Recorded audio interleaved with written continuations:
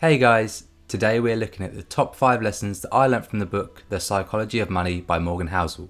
This book explores how our personal biases and emotions affect our financial decisions and gives great advice on how to develop a better relationship with money so that we can make smarter decisions. So let's jump in. Lesson 1, Freedom of Time. My favourite takeaway from this book is to reframe why wealth is important. Most people desire the accumulation of wealth so that they can afford to buy whatever they want. But the true value of wealth is to afford yourself the freedom to choose how you spend your time. This idea is neatly encapsulated by the following quote from the book.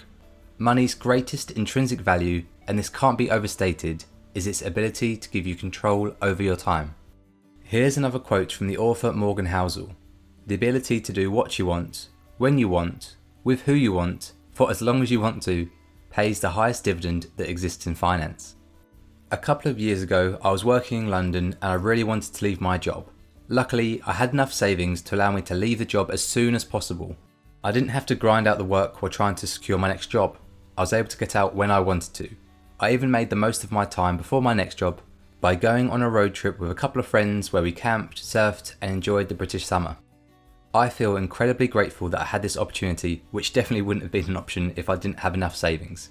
And I hope this demonstrates the true value of money, which is that it gives us the freedom to live life on our own terms. Lesson 2, Taming the Ego. Be nicer and less flashy. No one is impressed with your possessions as much as you are. A great observation that I love from this book is that when a person sees someone drive past in a Ferrari, they don't actually respect or admire the person driving the car. They might respect and admire the car itself, but ultimately they think about how cool it would be if they were the one driving the car. And this is because respect can't be bought with cash. It only comes from having character. So, instead of making elaborate purchases, try being stronger, kinder, more generous and more humble, as these traits will earn you much more admiration. I've titled this lesson Taming the Ego because the ego plays a leading role in bad financial decisions. People can fall into the trap of spending money needlessly in an effort to keep up with the Joneses, which is the phenomenon where people try to have the same luxury items and lifestyle that their friends and neighbours have. But as Theodore Roosevelt said, comparison is the thief of joy. And this quote has always stuck in my mind. Comparing how much wealth you have with others, whether measured in zeros in the bank account or by material possessions, is a futile exercise. There will always be people with much more wealth than you, and there will always be people with much less wealth than you. And as the author of this book says, spending money to show people how much money you have is the fastest way to have less money. On to lesson 3, compounding/time invested. If you've looked into investment strategies, you might have heard of the idea that time in the market beats timing the market. The idea is that timing the market is very hard, and most people who try to time the market don't actually outperform the market over the long run.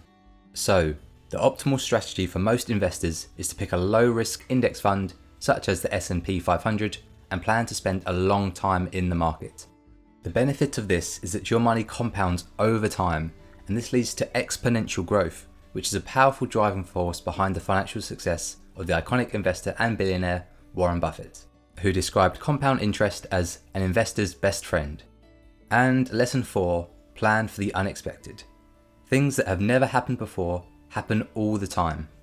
As mentioned in the previous lesson about compounding, it's the amount of time that you can spend in the market which plays a vital role in your financial success. And if you don't plan for the unexpected, it can result in you having to pull money out of your investments. So, the best thing to do is to keep enough cash available so that any unexpected upsets don't force you out of the market. Because as Morgan says, planning is important, but the most important part of every plan is the plan on the plan not going according to plan. Lesson 5, having enough. This is the 5th and final lesson that I wanted to share, and it's a hard one to adopt because us human beings have been designed to feel like what we have is never enough, as this helped our ancestors to survive.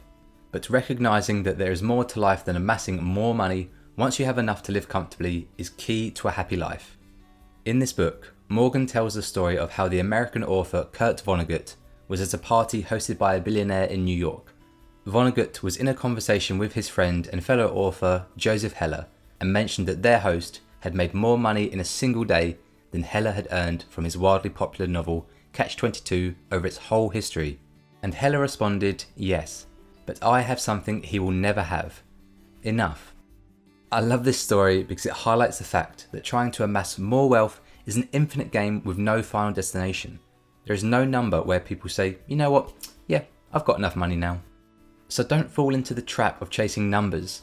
Instead, appreciate what you do have and use the lessons from this book to help you protect and grow your personal finances so you can live life on your terms with the freedom to spend your time doing what you love with the people you love.